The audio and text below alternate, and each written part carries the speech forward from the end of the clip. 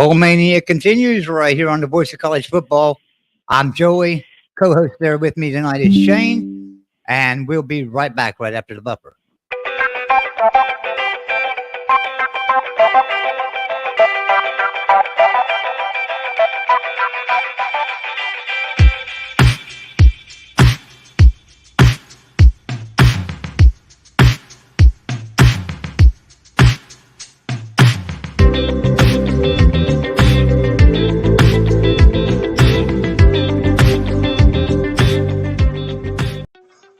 Big 12 football with the Voice of College Football is brought to you by State Farm agent Chris Nowalski. Mountaineer fans, if you don't have State Farm auto insurance, let Chris Nowalski provide you with a no-obligation quote to see how much money and better coverage he can get you. Just visit switch2chris.com or call 304-925-0384 for life, home, car insurance, and more. Get a free quote from State Farm agent Chris Nowalski. Now back to our show. All right. Special thanks and a special shout out to Chris there for sponsoring this episode of Big 12 football. So Shane, what's going on, man? Talked to you Not much, but we've both been kind of busy. Christmas time. Yeah, we're on episode 2 already. I can't believe it. I was on the Triple B podcast last night and talked about this new show and the format and what we're going to be doing. But it's been a busy week. I'm going to go through real quick some of the transfers for all the schools in the Big 12. Just hit the high points.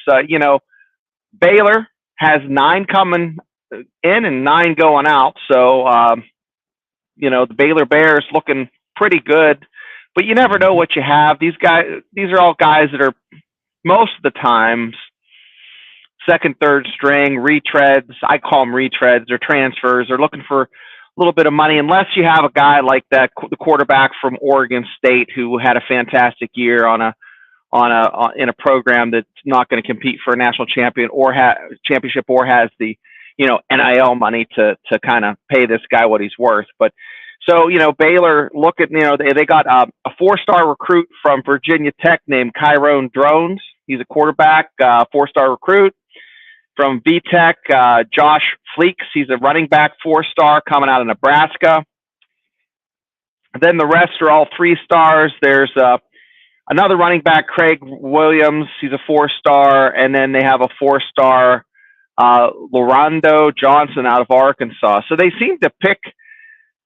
What's strange, Joey, and I'm going to ask you about this, is back in the day, it used to be, I don't know if it was a written rule or a rule, you never transferred from one within a conference, right?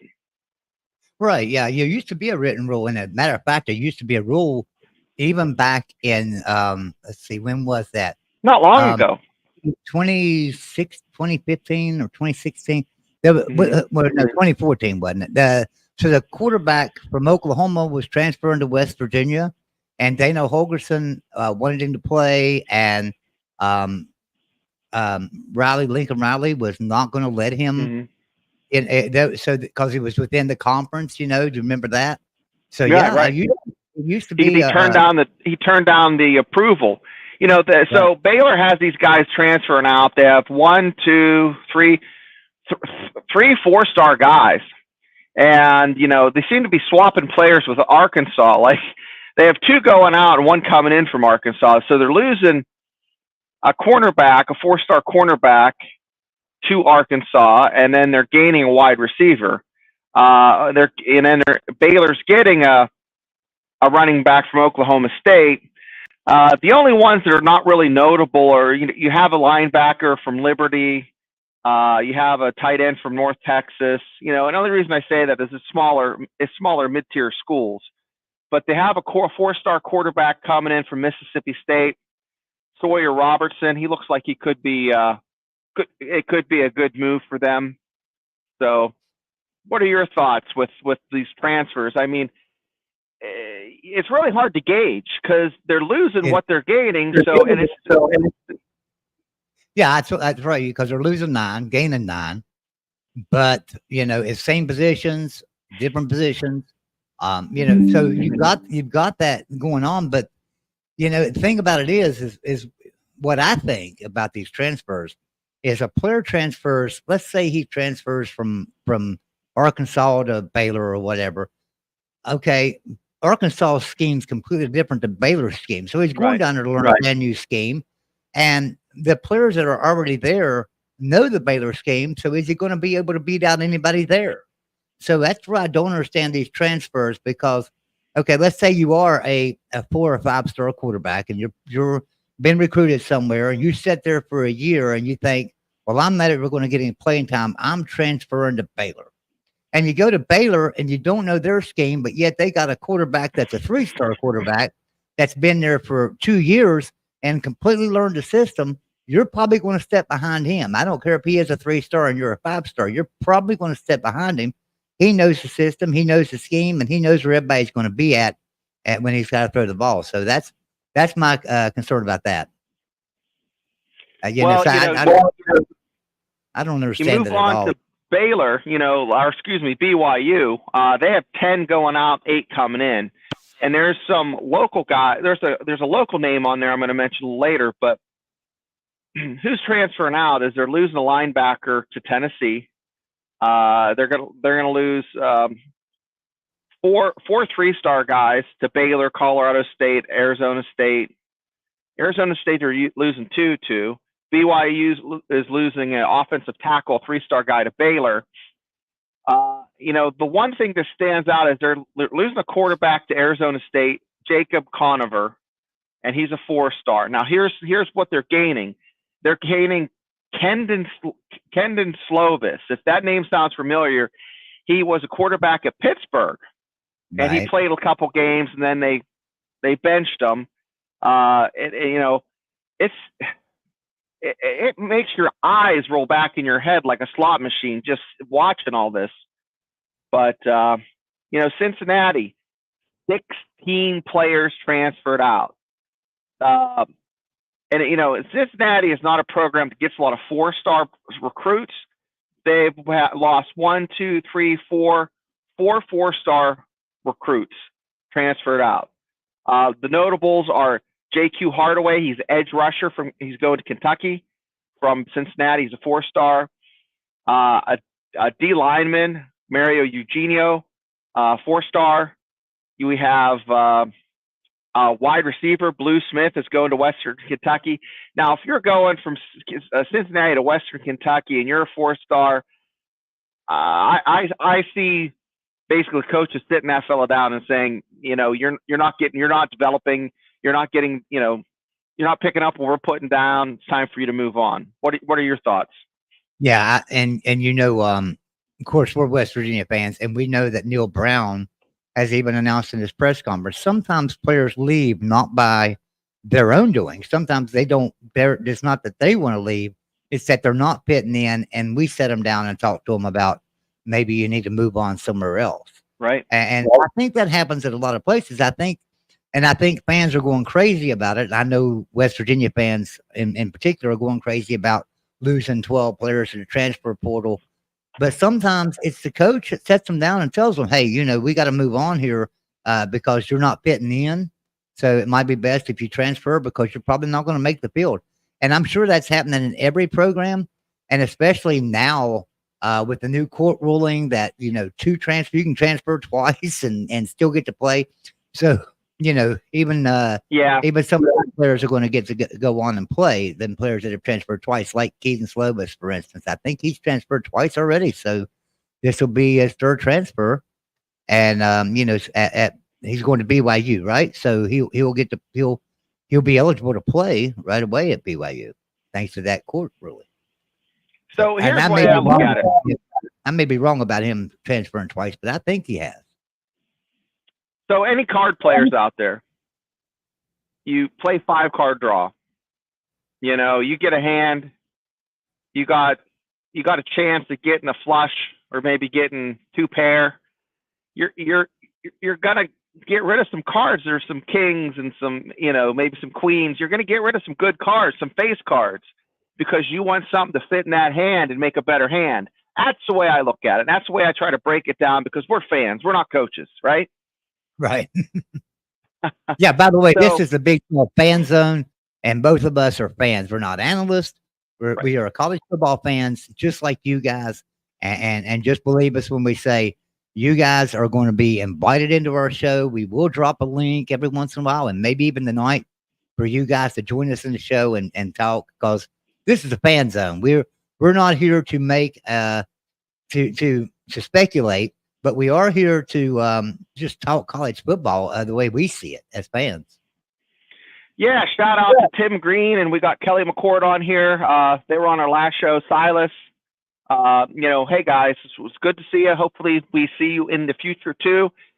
This is a little bit dry talking about the transfers, but this pretty much is the theme for, I'm going to speed it up a little bit. Houston, mass exodus, 15 out, 8 in.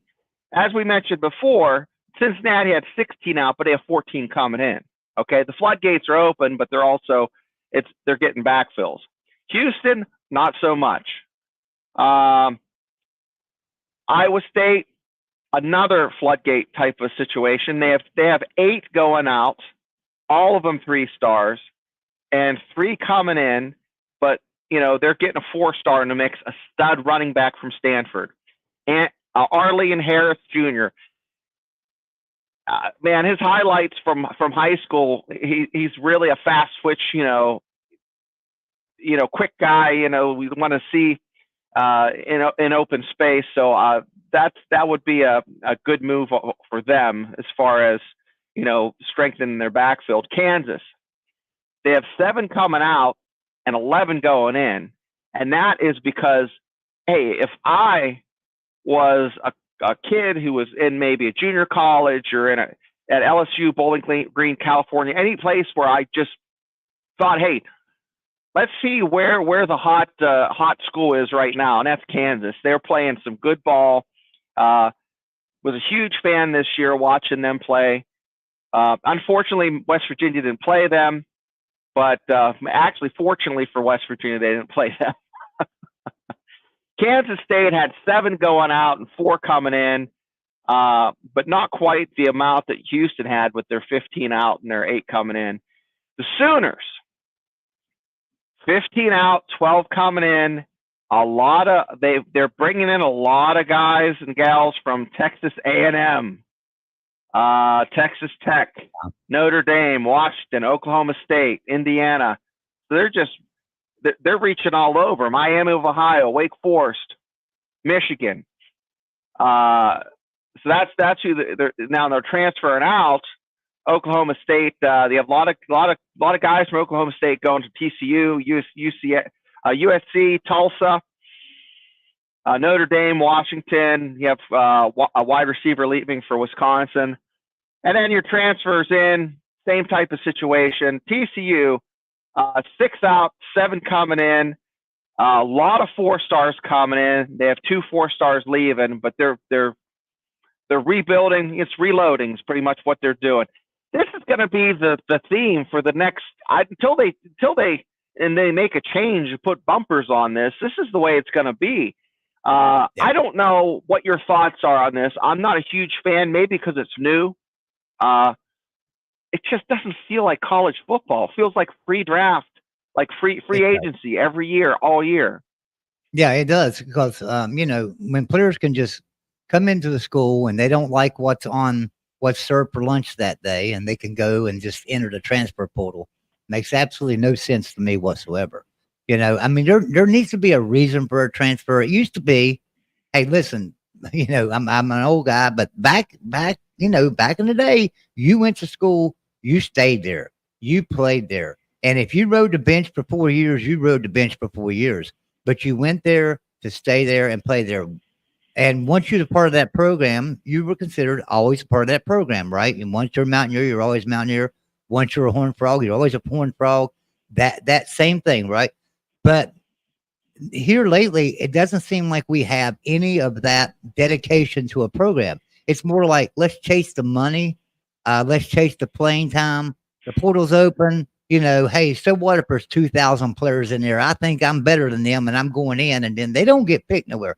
There's so many players in the portal from last year that haven't gone anywhere. And yet new players coming into the portal, and there's going to be a lot of them that are left out and not getting to play anywhere. So I think these players need to realize that, if you go to a program, I don't know, if you go to a Baylor or a Texas Tech or West Virginia or Kansas State or somewhere, and you're not getting to play, there's a reason for that. You're not developed yet. You have to develop. Yeah. And some players don't make the field until their junior year, and sometimes even their senior year. It's just how it works. And so, can everybody start as a freshman? Can everybody get in the game as a junior? A freshman, sophomore, or sophomore. But juniors can generally make the field, but there's a lot of times that you got to be a senior. Now, what gets me is like you say, chasing them dollar signs. If they do not take out the pay-per-play rule, because right now you can't tie a player to a university. So if I'm a football player and I want to go to Western University and West Virginia wants me, but so does Texas and Oklahoma and a lot of other schools, but West Virginia wants me, and West Virginia says, hey, here's an NIL deal worth $100,000 a year, and I go there for my freshman year because no one else has offered me an NIL deal, and I go to West Virginia for that freshman year. And I get in a couple of games and I look pretty good. And all of a sudden, Oklahoma and Texas are coming at me and saying, hey, we'll give you $300,000 a year. Come over here. And now you leave the program and you transfer over there, and you're there and you're playing for a year, making $300,000. Now all of a sudden, Alabama and Georgia are calling you saying, hey, we're going to give you $1 million a year. Come over here. So you transfer over there. You're not tied to a university. You're not learning a damn thing. You're not learning a damn thing. You might be good on the field, but guess what? You're not learning the values in life that you need to have moving forward, which is what college is all about. College is about moving forward and learning what life is all about, right? You go to college to make your mistakes, and mind you, they're making huge mistakes transferring around, but that's not what I mean by making mistakes. I mean, you go to college to learn and get experience in daily life and to learn from your professors. And when you're changing schools, you're not only changing teams, you're changing teachers, professors, whatever. And now all of a sudden, what you were learning at one school, you got to go to another school and learn that same thing again, or prove that you know it. There's so much that goes involved with a transfer. So I don't understand what the hell they're doing here. I really don't understand these transfers at all. Go to a school, commit to that school, stay at that school, and until they take that pay-for-play rule out to where I can sponsor Joe Blow over here and Mean Joe Green, I can sponsor them too, and I can tie them to Texas Tech. I can say, you got to play for Texas Tech for 4 years, and I'm going to give you $25,000 a year. And then once you graduate in 4 years and you played all your games and played all your bowl games, then you're going to have $1 million bonus at the end of when you graduate. You've got $1 million waiting on you in a trust fund. That ties into the university. They're signing a contract and they can go. Yeah. Right now, you can't make them sign a contract. You can't tie them to the university. You've got to get rid of that.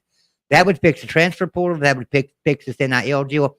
You don't have to cap these universities. It would be better to cap them. I agree with that cap, but you don't have to do that. All you got to do is get rid of that pay-for-play rule, so that you can tie them to a university and put them some money in NIL each year to make 20, 50,000, 75,000, whatever you think they're worth. And then tell them, here's your bonus at the end of year 4. After you graduate, this is what you've got. And if you leave before then, if you transfer somewhere, that's all gone.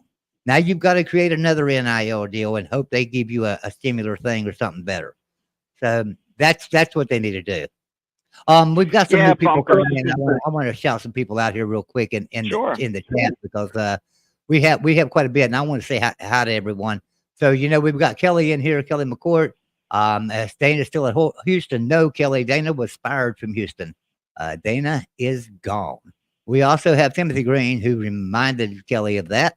We have Christopher Pruitt. Appreciate you coming in. Sky is the limit. And here with us. Appreciate that. Christopher Pruitt. Now, Christopher Pruitt's somebody that's always with us over on the Voice of College Football. Not a West Virginia fan, not a Big 12 fan, but Christopher, appreciate you being here with us. I am so glad you're here with us right now. Yeah, Silva's the Brigham Young quarterback last year. Yeah. Wet Blanket. Wet Blanket's like everywhere I go. I think me and Wet Blanket watch pretty much the same shows because I go to 365, he'll be in there, and I go to Mark Rogers, he'll be in there. So Wet Blanket, appreciate you being here with us today. We also have let me get down here. Mountaineer Lair with Kenny, good friend of mine. Mountaineer Lair with Kenny. Moose 13-0 and 3-peat. He says, "You damn right, Joey." Yeah, I think we were talking about transfer portal when you typed that. So we also have. Hold on just a second. Let me scroll down here. Jackson Johnson. I love Jackson Johnson. Great college football channel. Jackson, I don't know if you're a mod in here or not. Post your link. He's a great college football channel and does a good job over there. Appreciate you being here. Talkers Pit's in the house. Now listen, you know what we say in Mountaineer Land, but I won't say that to you tonight, Talkers Pit. I appreciate you being here with us. I was just on the phone with him, so I appreciate you being here with us. But Frank Fuhr is here. Everybody, Frank Fuhr's got a show over on the Mountaineer channel, over on West Virginia football at the Boise College football. It's called Mountaineer Locker Room Then and Now. Interviews former and current players on a consistent basis. Last night he had Ulrich Arnett, who caught the winning touchdown pass in the last time that West Virginia played UNC. So we're playing UNC again this year. So he had him on the show last night, which was a great show. I encourage everybody to go back and watch that. All right, so I think I've said hi to everybody right now. We do have more than that, but they're not typing in anything. All right, so I'm going to go back up here and read what Moose says. Joey Foster, no loyalty anymore, sadly. These kids nowadays are self-entitled and think they're special. They change schools faster than they change their underwear. NIL is ruining college football. Exactly. It is. And the transfer portal is ruining college football. Bottom line, the transfer portal the NIL came about. Then the transfer portal came about, and it's just game on. It's a Wild West show out there. I'm sorry, Shane. This is the transfer portal is like a pretty big earthquake before like a volcano explodes, and that volcano exploding. I know this is a Big 12 channel. I'm going to talk a little bit about Florida State because it's like throwing a log in a pond. That ripple and wave's going to go for miles. Okay, so these are my thoughts.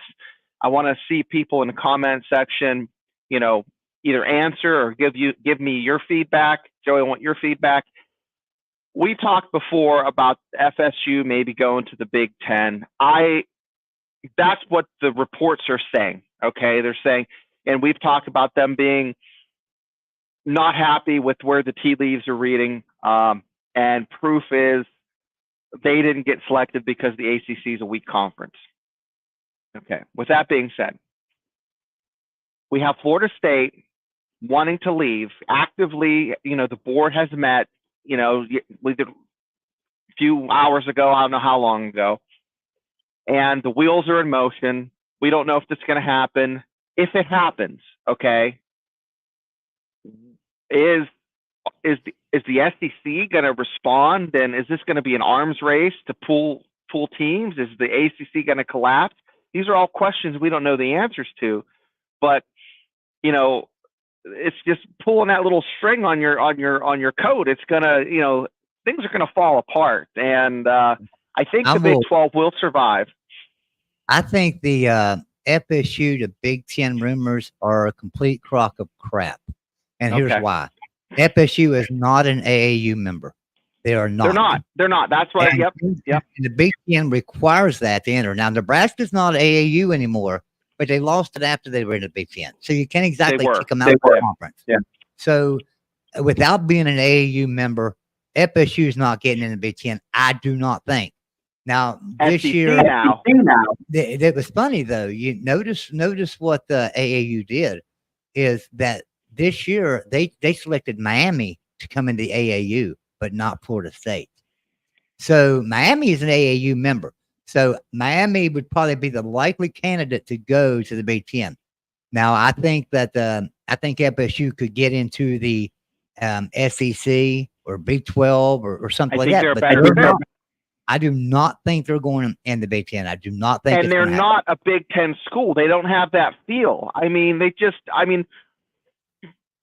Michigan State, Penn State, Ohio State, Rutgers. I've been to been to those games. Okay, attended it in person, got a feel, got a vibe, know exactly what the pulse is there. Florida State is closer to LSU as far as vibe and feel than Rutgers, Penn State, or Michigan State. I'm sorry, but it's apples and oranges. Okay, it's like moonshine and whiskey. They're different, Like Miami, I can maybe see that. I don't see them in the SEC as much as I do Florida State. So that's where I was getting at. I want to see what people are saying. Watch what you wish for. Frank Fear says. So, yeah. I was just gonna highlight that, and Frank's right. Watch what you wish for. If you're FSU, Nebraska. Nebraska was a top tier program, right? I mean, they were cream of the crop, and here they go over to the Big Ten, and they have done nothing. Mid-90s, they showed up. They had 21 points on you just out of intimidation and fear, and that's no joke. Right. So they got off the bus. They already had 3 scores on you. When you change conferences, everybody's got to realize, and I know this for a fact because it's happened to West Virginia. We changed to the Big 12. All of a sudden, our recruiting ground, it might have got bigger because we was in Big 12, but we lost that East Coast, the East Coast vibe we had. Where we New York pipeline. Yep. When we could go down and grab a Tavon Austin or a Geno Smith, when we could grab Geno Smith and Stedman Bailey out of Florida and grab a Tavon Austin, he was from New Jersey, I believe, wasn't he? Grabbing those guys. All of a sudden, that kind of stopped because now players are saying, wait a minute, I want to go to school at West Virginia, but at the same time, I can't, my family can't come and watch a game. Yeah, I can't. My grandma, my mom can't come see me. Right. So the recruiting gets a lot harder. So Florida State going to the Big Ten is going to hurt their recruiting. I don't care what anybody says. It would hurt the recruiting. Them going to the SEC would make a lot of sense because then, that family don't have to travel so far to go to Alabama or Georgia or somewhere like that, or Florida. And another thing too. So when you're talking about these teams going into the SEC or Big Ten, and like we say, Florida State's not AAU, so I doubt they're going to make it in the Big Ten. Let's say SEC. Who says that Florida wants them in the ACC, in the SEC? Who says Florida wants State? So I think Florida State's in a sticky situation here. They went out of the ACC, and I don't blame them. They should have been in the college football playoff this year, but at the same time, the only conference for them to go to, really, without a doubt, would be the Big 12. That's the only one that would have an open invitation for Florida State right now, is the way I see it. I don't think the SEC and Big 10 have an open invitation for Florida State like the Big 12 would. So I'm not saying they would come to the Big 12, and I'm not saying the Big 12, is going after them. I'm just saying that's where they would have an open invitation. I think it would be harder for them the SEC because of Florida. But then again, we never thought Texas would get in the SEC because of Texas A&M. And Texas A&M. Well, they kind of skirted around. They snuck in. But I'm going to go through the conferences for 2024 real quick. Just not name all the teams, but the Big 12 will have 16. So will the SEC. Okay. I don't know off the top of my head how many the Big 10 have. Let me count here. 18. Okay, the Big 10 has 18. They're sitting heavy. So the Pac-12, they're down to Oregon State and Washington State, and that's just sad because both those schools are. I mean, not that it's not that I'm saying they deserve a home. They deserve a home. They they deserve better than what they got. The Beavers. I'll tell you, they had a hell of a year this year. So. The SEC, I mentioned, had 16 teams. The only independents right now are UConn, UMass, and Notre Dame. Who gives a crap about UConn? They're pretty much dead since they left the Big East. It's unfortunate. They had a couple good years there. Now, Army used to be an independent. They joined the AAC with Charlotte, East Carolina, Navy, UAB, Tulsa, Tulane. Conference USA now has Jacksonville State, and hey, golf clap to Rich Rod. Jacksonville State, in their first year in moving up a division, went to a bowl and won it, and he did it as a new coach. So, and you know what, Jackson State, a lot of the players left with Dion. So let's give Rich Rod some credit. I know we love to shit on him because he left us high and dry, but give him credit where credit's due. So, the MAC, 12 schools. So Mountain West is down to 12 schools. Sun Belt has 14 schools. What is the sweet spot? 20, 24, 22? What's the super conference going to have? I just think it's going to be 3 super conferences of 20 teams. I really do, or maybe 3 super conferences of 22 teams. But I think 20 teams is great because then you could divide them in 2 and have a round robin, right? So you could have 10 teams in each division and have a round robin in each one of those divisions where you play everybody in that division and you have a true champion of that division and you have a true champion of the other division. And then they play each other for the conference title. I think that would be the sweet spot for me anyway, is to have 20 team conferences, 2 divisions, and each one of them play round robins. That would make sense to me because then you're going to get, the best of the best coming out of each conference that's going to win it. And then you can have a good playoff and have good teams. I'm looking up through the chat here. Somebody said something a while ago. Oh, so here we go. So the team that I want to see come into the Big 12, should the ACC start falling apart? Let's say FSU does. Listen, I'm not going to speculate. This channel, on this channel, we don't speculate, guys. But let's say FSU gets out of the ACC and they leave. What would the other teams do? Obviously, they're going to try to make some kind of a move, probably, and get out of there. The team that I would love to see come in the Big 12, and I'm sure you would agree with me, Shane, is this one right here, Pitt. I'd love to have Pitt in the Big 12. I think it would be great television for the Big 12, with that rivalry game between West Virginia and Pitt every year. I think those 2 would be great. And then if you did have divisions, you would have to put West Virginia, Cincinnati, UCF, Pitt in that division. And if you could bring in a Virginia Tech or a Virginia is probably going to be, if they go in. I'll tell you, I'm going to put 2 teams ahead of Pitt. And, I live right outside of Pittsburgh. It'd be great for me just to swing down and see a game there. Heinz Field, there's always tickets because that's a big stadium and Pitt never fills it. Okay. I have a sweet spot for Louisville and Virginia Tech just based off of, now you got to hear me out. Okay. If you go back to the early 80s when Pitt used to knock the shit out of West Virginia, that's a whole nother ball of wax. Okay. And they've been very competitive here and there. But for the most part, West Virginia has, other than 2007, have pretty much had control of that over the past 30 years. And the proof is in the win-loss, okay? Now, right. Louisville and Virginia Tech, I'll tell you what, you never know who's going to win those games, no matter what their record is. Because, now Virginia Tech has fallen off a bit and Louisville has come up. But I think any 3 of those teams, put them on Big 12 schedule, and they're gonna help the conference. Okay, honestly, not even talking about basketball. I mean, Louisville and Pitt coming to the Big 12, where you already have Arizona, and dude, I'll tell you, that's gonna be something. That would be fantastic. Listen, I hear all these rumors about Gonzaga and UConn coming to the Big 12 for basketball only. Okay. Great. Gonzaga and UConn have great basketball programs, and that would be great additions. But wouldn't you rather add teams that could play in both sports, football and basketball?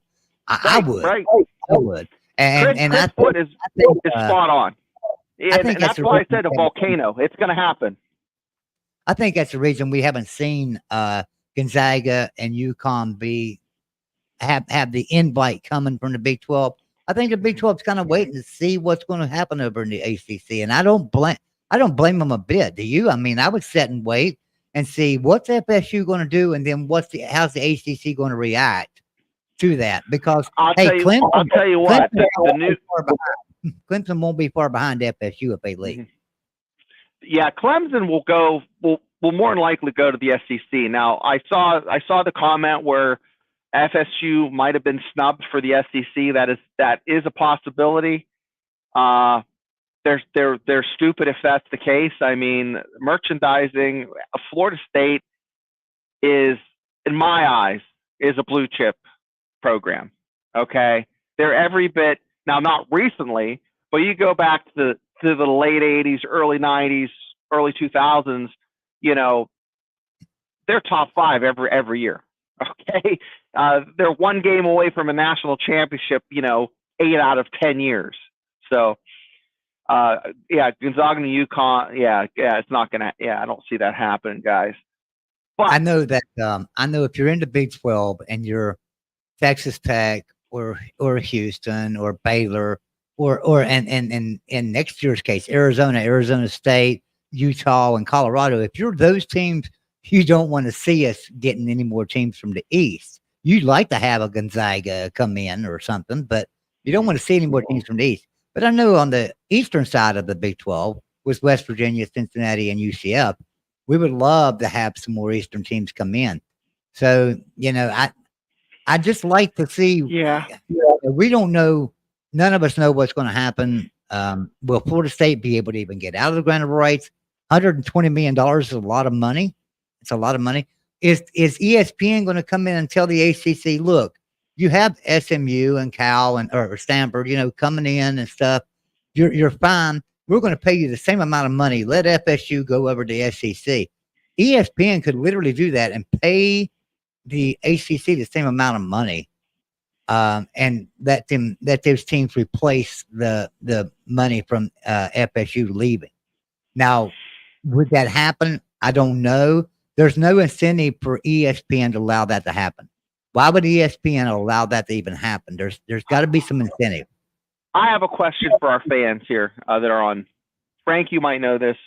Now, Disney has lost like 42% of their value over the past 18 months. Okay, I don't know how the purse strings are adjusted for ESPN falling under the ABC Disney umbrella, but I don't think ESPN has the clout or the money that they had 2-3 years ago. That's very concerning. Since Disney lost billions and billions of dollars in stock value, I'm just wondering how that affects ESPN. So their bread and butter right now is college football. It's not, it's theme parks, college football. It's not movies. So that matters how important sports are. And with betting now in sports, you see a lot with the NFL. Now they have games on Christmas. They never had games on Christmas. Now they're going to have games on Christmas because if you're doing a parlay or betting, you don't care about certain teams. But if you have, $25 on a parlay, you're going to watch, the game on Christmas maybe. Sports betting is one of the little pebbles in the shoe of college football that's causing, aggravation and just adding to the chaos, and everything's going to explode. You can complain all you want. It's not going to change. It's going to get worse before it gets better. So, yeah. So everybody in the chat, appreciate you being here. We are streaming across 3 networks. We are on the main channel of the Voice of College Football. We're on the Big 12 channel at the Voice of College Football, and we're on West Virginia football at the Voice of College Football. And special shout out and thank you to Mark Rogers for allowing us to do this on his network and stuff, because we have a great time. We enjoy it. We're just a couple of fans, all right? We're just a couple of fans. And I think everybody knows that I work with Mark and do a lot of things for Mark. But having a fan show to where I could just sit back and be a fan and relax and not worry about anything, I think that's great. But maybe we ought to move on and talk a little bit about some bowl games and stuff. Yeah, let's do that. Yeah, let's do that. Let's talk about this game right here first. Yeah, December 27th, Texas A&M, Oklahoma State. So you just talked about Texas A&M losing a lot of players, lost their coach, and Oklahoma State. Mike Gundy, he gets better as the season. He got better as the season went on, right? He started out. They had a rough time at the beginning of the year. Turned it around. We were talking about coach of the year, and Lance at Kansas. He's a good coach, but you mentioned Mike Gundy, and I'll tell you what, there's not a better coach probably in the Big 12 right now, So, Texas A&M interim coach right now. We'll see what happens. Rooting for a Big 12 team, Oklahoma State, to come out and channel their inner Barry Sanders and have a good day of rushing and make it entertaining for all. That's what I want to see as a fan. So. Yeah, Mike Gundy is just an amazing coach. I have to take Oklahoma State in this game, even if I wasn't a Big 12 fan, even if I wasn't pulling for Big 12 in games. Right. I just think Texas A&M is a disaster zone right now. A lot of players leaving, new interim coach. I just do not see them beating a veteran coach like Mike Gundy and that Oklahoma State team. I think that they're gonna win this game. I don't think it's gonna be a blowout by any means. I think it'll be a good game. And the reason why, we got to remember, Texas A&M had the number one recruiting class last year and the year before. They've got some dudes on that team. So I think me or you could coach that team to a victory against some team, but probably not Oklahoma State. So Texas A&M they will burn down the outhouse because they ran out of toilet paper. That's the logic they have there, right? And it could be a gold-plated toilet in that shitter, but that's what's going to happen. Yeah. All right, how about this one right here? Lance Leipold, Kansas. He's got Kansas on the move, buddy. Not only in the Big 12, but in the nation. Kansas and UNLV. And I know, Kansas, gosh, I tell you, they're just really good. I mean, they are really good. But they keep having all these injuries at inopportune times, and it's killing the program. Because Kansas probably could have been a team that maybe even competed for the Big 12 this year. Yeah, their quarterback getting hurt, man, that was something else. I tell you, my heart broke. That team reminded me a little bit of the 05 Mountaineers, 06 Mountaineers. So. We'll see what happens. I think that UNLV is not going to be able to keep up with the horses that Kansas they have right now. They got a little bit more swag. They got the uniforms look a little snazzier at Kansas this year compared to other years. If everything just looks, their laces are tight, a little tighter. They just slicking their hair back a little bit more. They look good. So Moose here is a Michigan fan. So Michigan Moose says, I'm taking Kansas, but it's closer than people think. UNLV is scrappy, and they are scrappy. They're a really good team. So I agree. Conundrum says they're a sleeping giant. I agree with that. They are, but so is Kansas. I'm telling you, Kansas is a sleeping giant right now. They're putting so much money. They're putting so much money into that program. What was it? $225 million just in their football facilities, right? Yeah, and the NIL money. You can't tell me that the basketball fans aren't taking a little bit of money from the top and the bottom and passing it to the football program, because the proof is in the pudding, guys. Yeah. So I have to take Kansas in that game. Nothing against UNLV. I think they're a great program, but I have to take Kansas. Rock Chalk Jayhawk. Pop-Tarts Bowl. This is interesting. Okay? This is going to be a good game. Now, before we start with this game, are you a strawberry Pop-Tart guy, a cherry Pop-Tart guy, or one of those crazy, chocolate Pop-Tart guys? What's your pick? Yeah. So if I eat a Pop-Tart, it's generally the fudge, the hot fudge, or not hot fudge, but they're hot. You're one of the wild ones. Okay. Yeah, I'm a straight strawberry, old school, no sprinkles. Just give me the old school Pop-Tart if I'm going to Pop-Tart it. And I said, guys, this is the fan show. We go off the rails sometimes. So only here will you get to take on what our favorite Pop-Tart is. So back to the Pop-Tart Bowl. NC State, old Mountaineer down there leading their defense, And so, and boy, we could probably use him at times back in Morgantown. Not that Jordan Leslie's not that good of a defensive coordinator, but still, you give me a Mountaineer any day. But listen, he's done a great job at NC State. And I just think that Kansas is going to have a hard time with NC State. NC State's a better program than a lot of people are thinking right now. Didn't NC State just destroyed North Carolina, didn't they? They just did beat them like a drum. I think they won by 10. I'll have to look it up, but yeah. And so, I have to take NC State. I'm sorry, Kansas State. I apologize for that and stuff. And I know I'm a Big 12 guy. I'm hoping for a victory by Kansas State. Oh, I'll tell you what. I'm picking Willie the Wildcat. I went to a game in Manhattan, Kansas, and you're sitting there and on the Jumbotron, all of a sudden you see this train rolling down the tracks, and then they start playing Ozzy Osbourne Crazy Train, and the place goes nuts. So, blast them Ozzy Osbourne Crazy Train, bring out Willie the Wildcat. I'm picking those guys. You think they're going to use a Wildcat too? Yeah. All right, next game we'll talk about here, the AutoZone Liberty Bowl on my birthday, December 29th. Memphis and Iowa State. I think Iowa State may have too much for Memphis. I didn't get to watch too much Iowa State this year. We didn't play them as Mountaineers didn't play Iowa State this year. Iowa State under Matt Campbell. Let's talk about that for a second, because after 2021, Matt Campbell could have went anywhere, NFL, college, anywhere he wanted and coached, and turned everybody down to stay at Iowa State. Last year, not real good. This year, okay team, but not up to the standards that he was. They played Texas close. It was 26-16. That's week 12. They beat Kansas State. That was a surprise.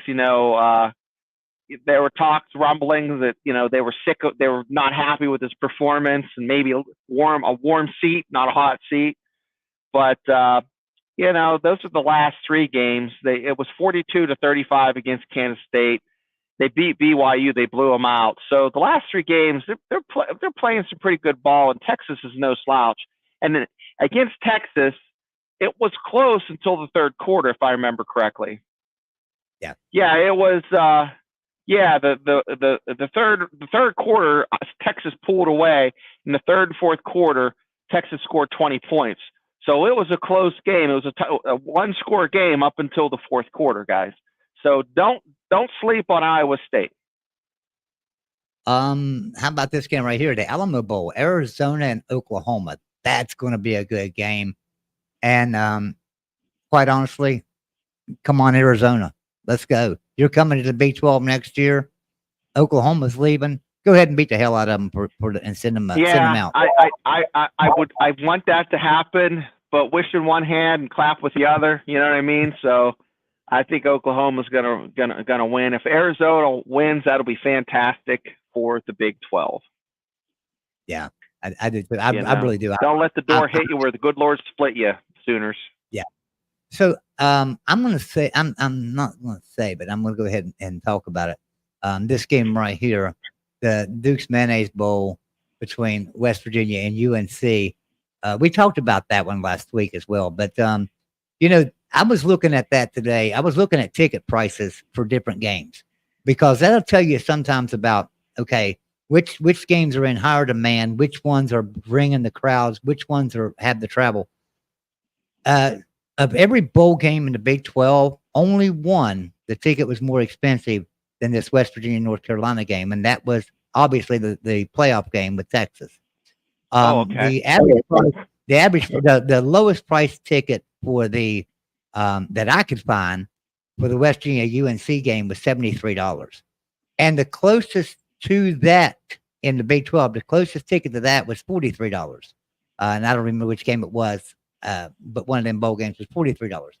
So that tells you that this is going to be a game that there's going to be a lot of fan support there between North Carolina and West Virginia. Obviously, a home game for North Carolina, pretty much so. In their backyard.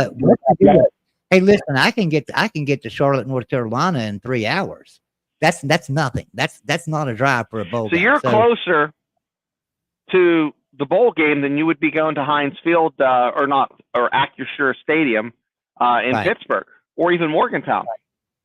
Well, Morgantown's about 3 hours too for me, so it's So it'd the be same split the difference. difference. Yeah. Split the difference. It's the same difference. And now I'm not going to the bowl game. I wish I was, but I'm not. I'm not going to go this year. But I look forward to the game. I think West Virginia was probably going to be the better team in this one, just simply because UNC's got some players setting out, including their quarterback, Drake May, who's probably going to be a top 3 draft pick in the NFL. So, if Drake May was playing, I'd still have to take West Virginia in the game, but it'd be a lot closer, But here's the good thing about it, and I wonder how many people. I want somebody to let me know in the chat how many people took this game when it first came out, because I got West Virginia minus 3 points. That's when I bet it. When they came out with that and said minus 3, I took that immediately because I knew Drake May wasn't going to play in this game. Mm-hmm. And I knew that line was going to increase, and sure enough, it did. It moved to 6.5 now, maybe even close to 7 in some places. It's 7 now, I think. So I got West Virginia at minus 3. So hey, I jumped on it early. That was probably a smart move by me. But yeah, I look forward to that game, the West Virginia and the Duke's mayonnaise bowl. I look forward to Neil Brown getting all that mayonnaise dumped over his head. Now, yeah. Let's talk about this game too. The January 1st, the All-State Sugar Bowl. And the reason we're going to go ahead and talk about this is because next week we will not have a game. My birthday is December 29th. Mm-hmm.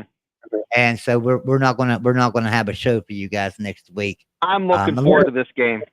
I really am. I'll tell you what, Washington, I've been singing their praises on my other channel all year. I've been, I picked them to beat Oregon. I'll tell you what, huge. I love watching Washington play. They're so fun.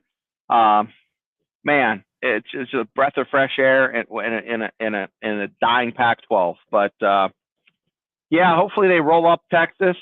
Texas is strong, but Washington is just as strong. The only reason I would root for Texas is, quite honestly, it would mean more money coming the Big 12 way, which means more money coming to my program. So that's why I would root for Texas in this. If it wasn't for that, if I didn't, because if Texas can win and move on to the national championship, obviously it's a lot more money for the Big 12. So I'm rooting for that. But at the same time, I hope Texas loses. I really do. I hope Texas and Oklahoma both lose. I'd love that. I'd love every team in the Big 12 to win and them to lose their bowl games. That would make me happy. And Washington is just the team to do it. They match up really well. If you look at lines, if you look at Texas's offensive line and Washington's defensive line and vice versa, there's a great matchup there. So I think this is going to be a really, really good game, and I'm looking forward to watching that one. Yeah, Tim Green wants Washington to win national championship, and so do I. Yeah, that would be great. That's who I'm rooting for. Somebody different. That's I'm rooting for that too. And Washington going into the Big Ten and having to play, because I guess they're going to put them in the West. I would think. Oh no, they're getting rid of divisions in the Big Ten. So but who are they going to play? Are they going to have to play Ohio State, Michigan, and Penn State? I doubt it, but they're probably going to have to play one or two of them. So they're going to have it's the Big Ten though. Do you have your Northwesterns, your Illinois, your Indianas? Come on.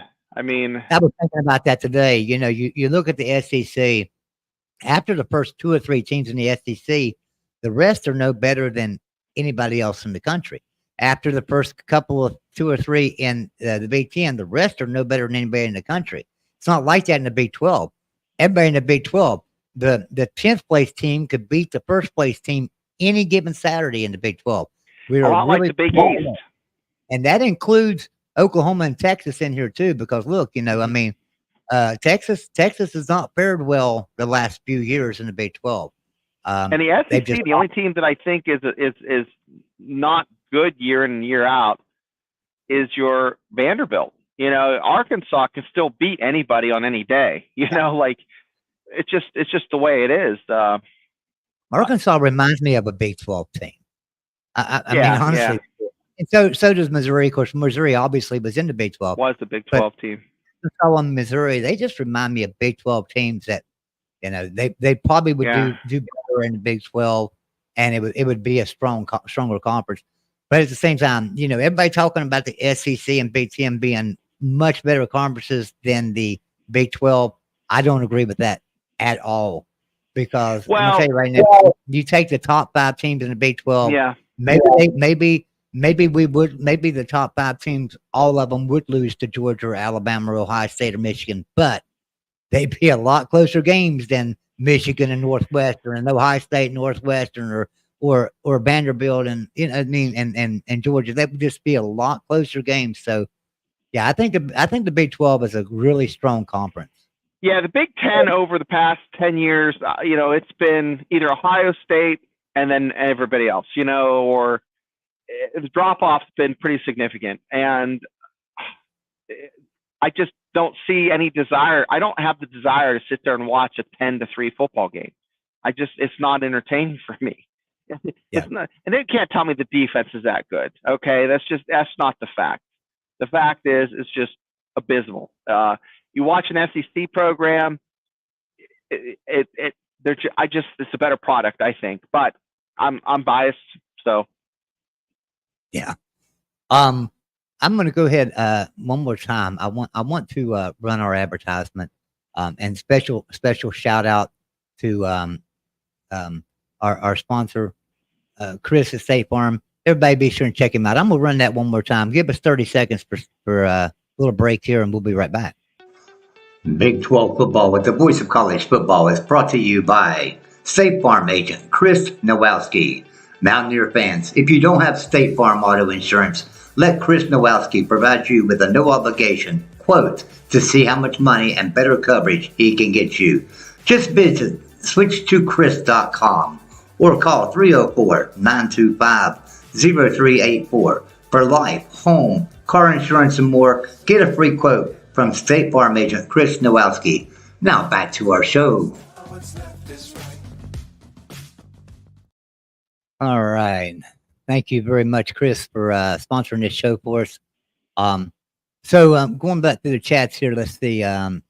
He said, Tommy says, I think he meant Jake from State Farm. Yeah. But it's got a limit. And you're right. I'm with you, Joy. Big 12 way tougher than giving credibility for. And we're a lot better conference than people give us credit for. So I'm going to drop a link real quick. You want to stick around a minute and let's talk to some people if they want to come in? let's do it. Let's do it. All right. I'm going to drop a link here real quick. If anybody would like to come in and join us, you will have to have your camera on in the back room. You can turn it off once I bring you into the stream. But you know, I'm going to make sure that you are a real person. So and no come on cussing in. unless it's at your kids. What's that? And no cussing or swearing unless you're yelling at your kids. Yeah. Yeah. But yeah, you guys come on in. So I posted a link there. If anybody would like to come in and join us, I know Christopher Book sometimes comes into shows. I'd like to see you. Tim Prangley, come on in here, man. Talk to us a little bit. Tell us what you think, and tell us about your USC bowl game upcoming too. Yeah, let's hear about that and your show. Shout out your show with us. But we have such a great viewing audience here, and everybody's really engaged at the Voice of College Football.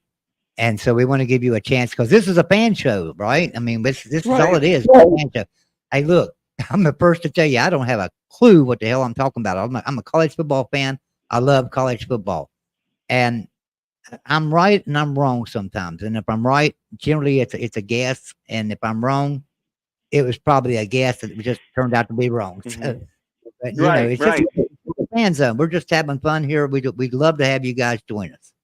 And I was a season ticket holder for 11 years at West Virginia, and there were years where I didn't get to go to a game because I was deployed or whatnot. But I tell you what, I didn't learn a lot about college football because I was playing dizzy bat in the parking lot.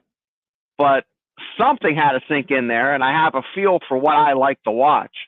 And that's why I'd like to just share that with you, my love of college sports, and hear what you guys have to say. And Timothy Green says, please like and subscribe. Thank you. Yes. Thanks, If Tim. if you are on any of the networks, the Voice of College Football, the Big 12 at the Voice of College Football, or West Virginia Football at the Voice of College Football, subscribe up to each one of those pages if you would. That would be fantastic. Because we'd love to have you. Mark Rogers is the voice of college football. Does a great job, phenomenal job. I'm sure he'll come on here with us a lot of nights and stuff and say hi to everybody and things.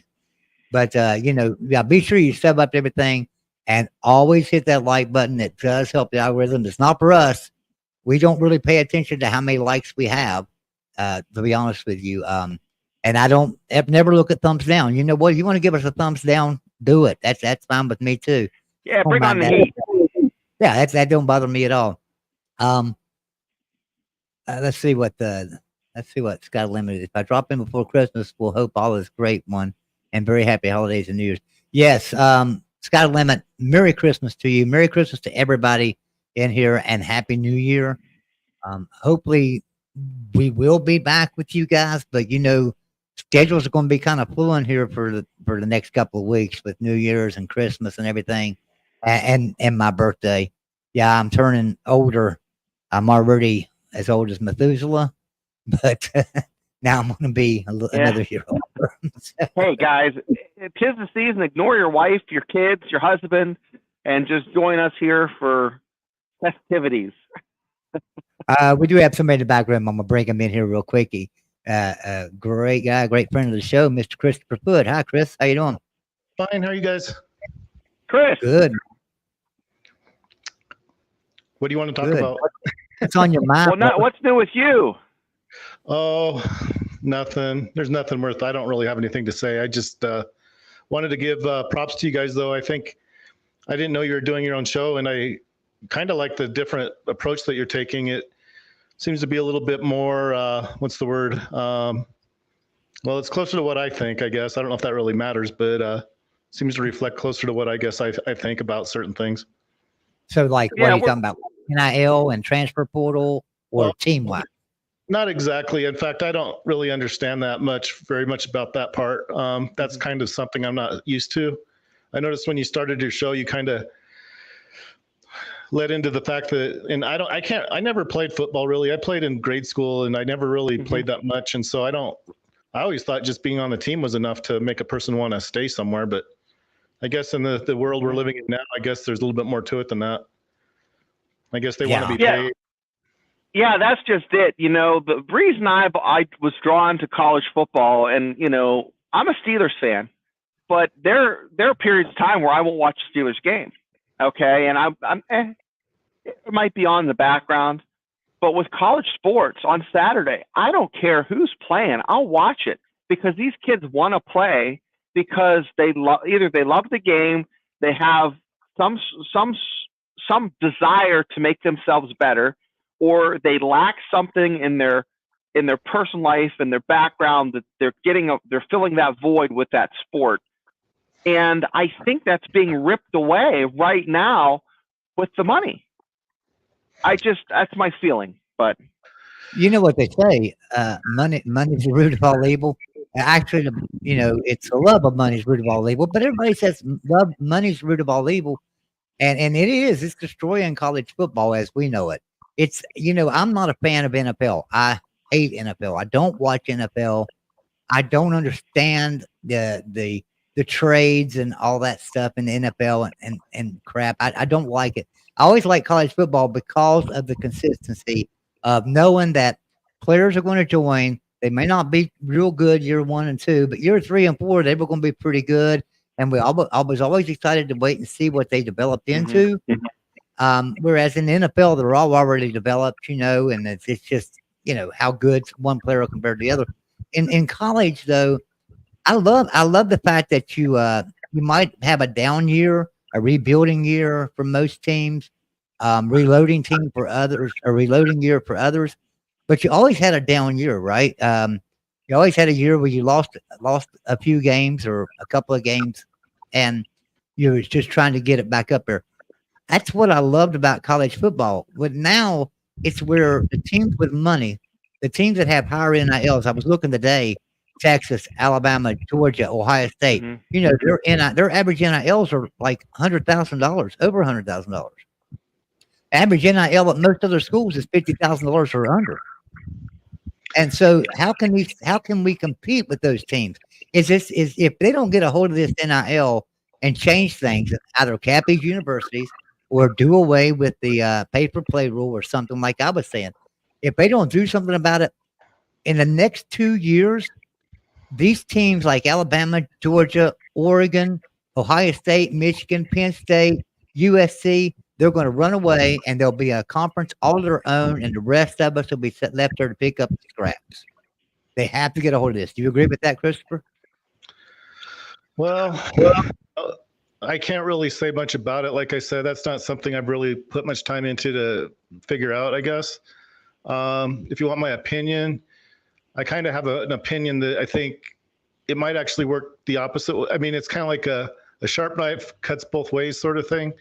Yeah, I think initially it might favor the power programs to where they'll probably land all the top recruits, no doubt, and maybe even keep the better recruits, and maybe probably be the ones that are always maybe in the playoffs and all that. But I kind of tend to think that those things that over time will level out maybe a little bit to where at some point it might not matter as much as what it might matter at first, to where maybe the first 6 years or so of this playoff that's coming into effect, it might, we might have to settle for the fact that there's not going to be too many non-power 5 teams in there.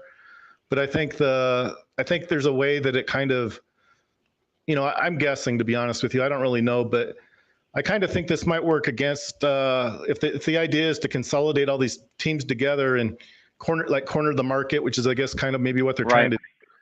I don't know that that's going to work. I mean, I'm not sure if that's the right approach to take anyway, because you're going to put all the good ones, they're not going to like necessarily having to beat, I don't know, I can't really say, but Texas is going to have a hard time, I guess, being the best team in the Southeast Conference. But at the same time, they might stand to gain from the fact that they're with all those good teams. So I just kind of Chris, you're spot on.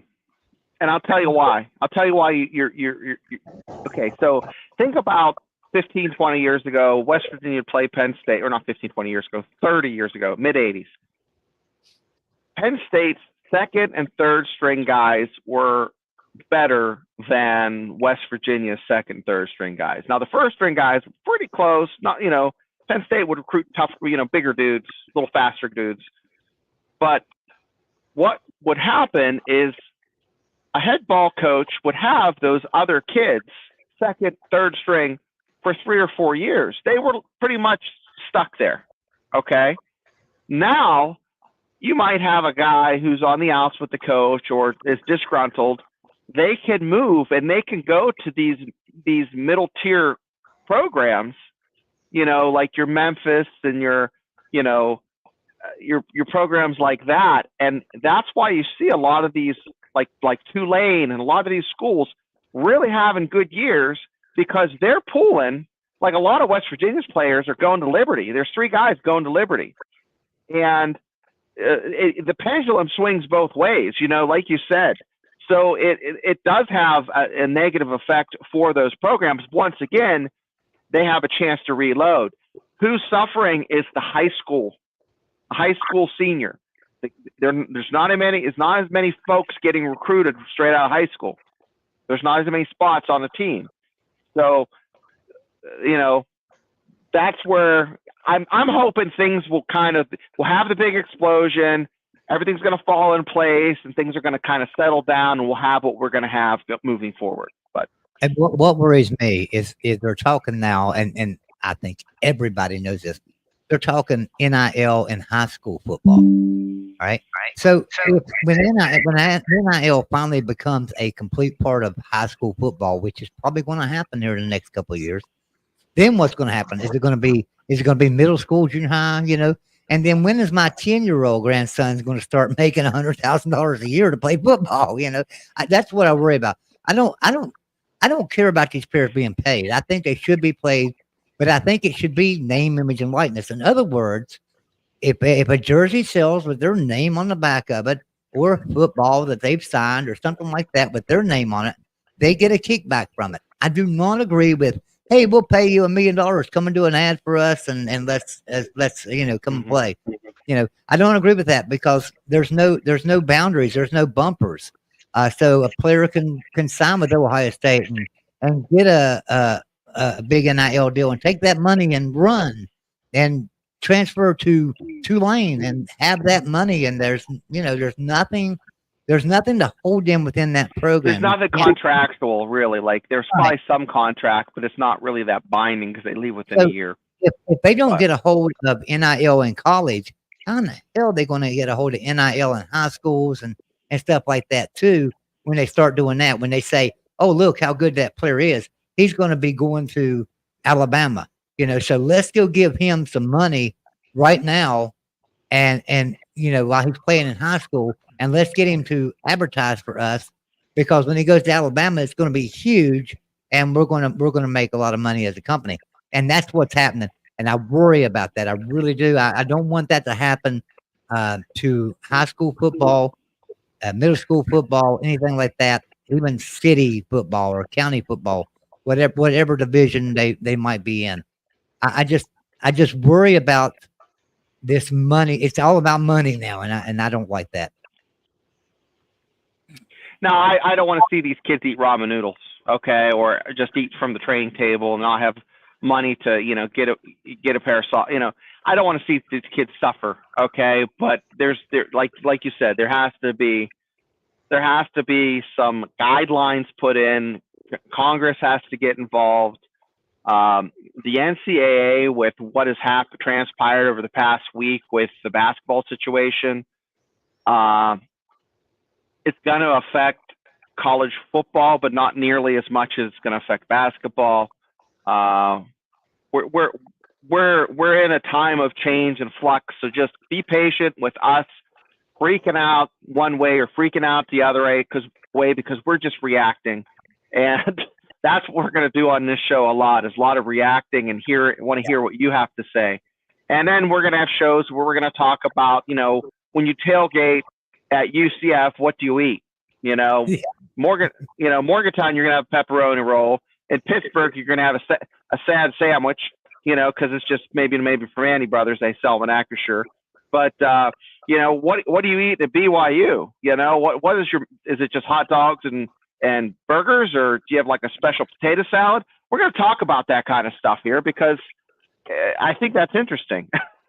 I think when I think about that Pitt game in Acrisure Stadium last year, West Virginia Pitt, the largest crowd to ever watch a sporting event in the city of Pittsburgh, right? And they got the Pittsburgh Pirates, they got the Pittsburgh Steelers, they've got a lot of pro teams and stuff, and the largest crowd to ever watch a game was Pittsburgh and West Virginia. But you can go and look at that bowl game we're going to, the Dukes Mayo Bowl. 2 of the top 3 sellout crowds there have been West Virginia playing in that bowl game. Is that the one that was Pat McAfee's final game? I think that was the one of the ones, 2008 maybe. And last night we had Ulrich Arnett on the Mountaineer on the Mountaineer Network, or West Virginia football, Bush College football. So Frank Fear does a show over there. Frank Fear and Coach Greg Chris and Mickey, they do a show over there called Mountaineer Locker Room, Then and Now. And what they mean by then and now is they bring in former players and current players to talk about things. So they had a former player, Ulrich Arnett, who caught the game-winning touchdown against North Carolina back in 2000. When did we play them? 2009. 8 or 9? 8. Yeah, 8 or 9. 2008 season, maybe, I don't know. Anyway, so we had them on the show. Had him on the show last night. A great guest. But yeah, that's I wanted to give them a shout out real quick while it was on my mind, because I had forgot to shout them out. Everybody be sure and check out that over on the West Virginia channel. Also be sure and check out Clint Foster right here on Tuesday nights on the Big 12 at the Voice of College Football. He does a show called Biggest 12, where he talks about every team just like we do. He talks about them in an in-depth level. He's a lot more knowledgeable than I am. And so I'm just a fan. He's actually an analyst and looks at things and does things, has radio shows and stuff like that. So be sure and check him out. He does a great job. Let's read some comments here. Michigan Moose says, Joey Foster, that's why I love how Michigan is doing their NIL. They aren't dropping the bags immediately, but you can earn a good salary in NIL, but you have to earn it on the field. And the thing about it is, you can say that, But there's always going to be that sponsor that wants that certain player to advertise for them that's going to pay that incoming freshman a lot of money to advertise for them, and then you're going to lose that freshman after that year's out. He's gone somewhere else. So you could say because Michigan obviously they can't control NIL the program itself. Only the collective can, the NIL collective or whatever. If you guys have an NIL collective, I'm not sure if Michigan has an NIL collective, but if you have a collective, then they can control the NIL money going in and out, but not always, because an advertiser could just come straight forward to somebody and say, "Hey, I'm going to give you $1 million." You know, it could happen. So why drop bags now when the kid is just going to cash in his check and hit the portal? And that's exactly what I'm saying. And it's happening. It's happening everywhere. So yeah, but it's going to get to the point where someone's going to break someone's legs. You know, it's going to get old school like Donnie Darko, Goodfellas. And Tim Green says Frank has absolutely a wonderful show. I suggest everyone go and check it Yep. out. Yes, sir. All right. So, Christopher, you got anything else for us tonight, buddy? Well, I already kind of said it. I kind of suspect what's happening, and it's without really understanding what's actually going on, because I know, not to criticize Mark, I think he was kind of hoping that the Big Ten would expand to include both Miami and Florida, you know, maybe in good sense, because those programs are, you know, they have a history, and that would be two great additions. Maybe they would even make the Big Ten a lot better. It's just that I just kind of wonder, you know, with the way that the conferences are already kind of set up, I'm not sure I understand exactly what the motivation is to relocate. Maybe you can help me understand that, because There's money. There's no motivation, Chris. It's right now. It used to be. They used to have parameters. You know, you know, back in the day, the ACC said that West Virginia didn't have the academic credentials to be an ACC school. The Big Ten has their credentialing, like the AAU, they call it, for research.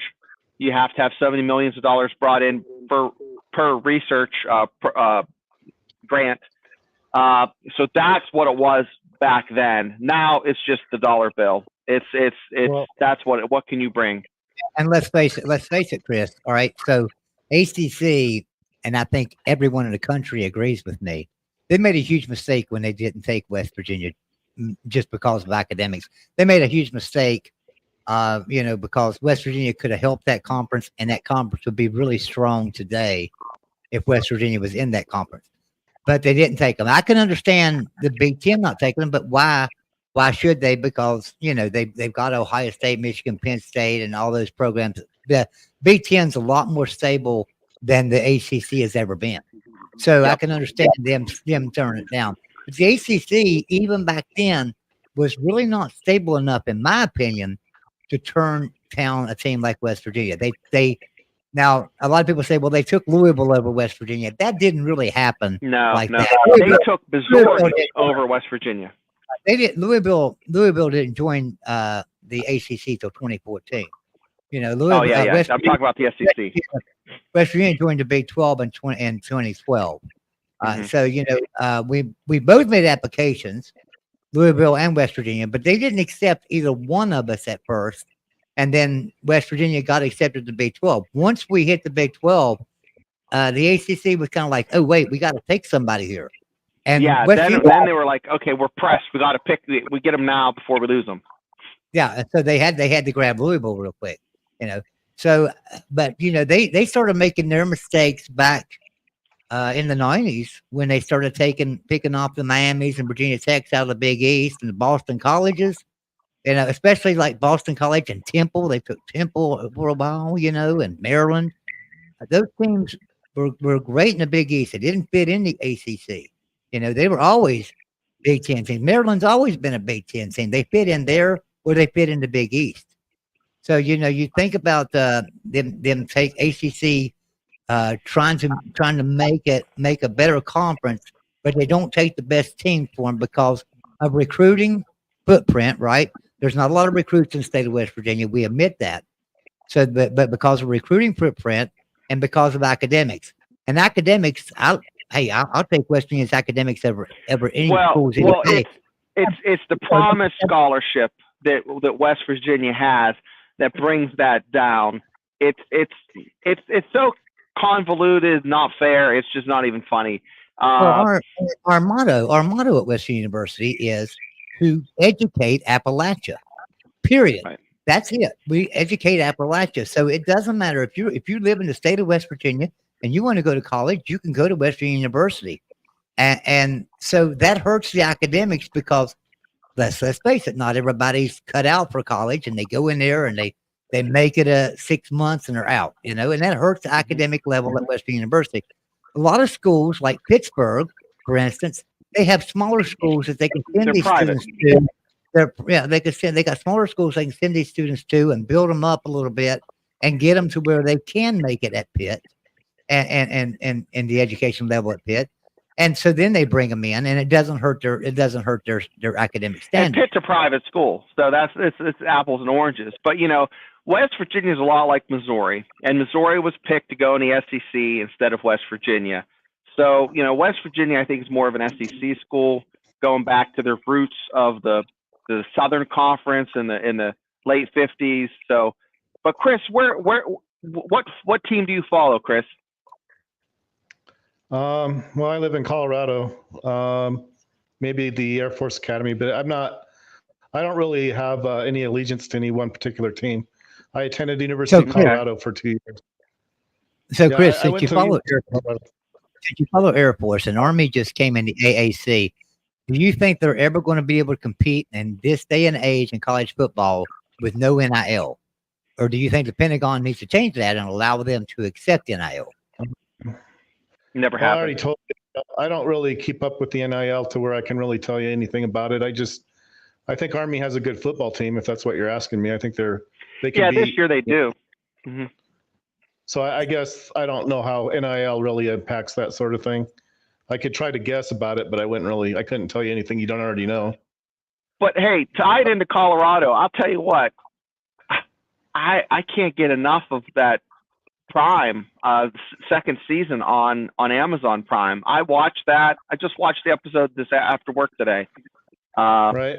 Watching Deion's 2 losses in a row and kind of like the wheels falling off. And it's not because I want to shit on Deion. I think he's doing a fantastic thing, and I think he brought, from what they said, I remember talking on my other show, I don't know what the monetary value was that he brought to the table. And then they put a number to it, which was like 95 million of marketing and to Colorado. But it's fantastic what he's done.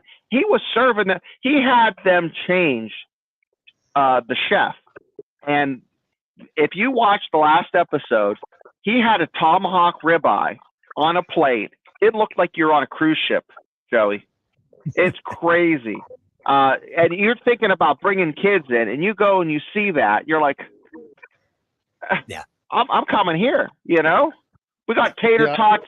We got tater tots and McRibs at my old school, and now we got tomahawk steaks. Yeah, I agree. Christopher, thank you for calling in, buddy. All right, thanks. Thank you, Thanks, Christopher. Chris. You have a great night, buddy. Love having you on, bud.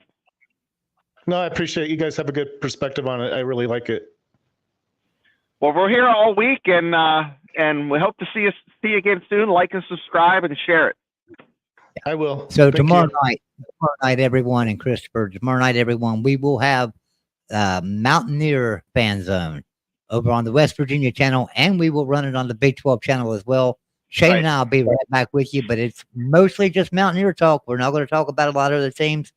But hey, I'm looking forward to the Bowl Mania again this weekend. My goodness, I was going through games today for Saturday, and I was like, wow, this is like week 1 of college football. There's some good games.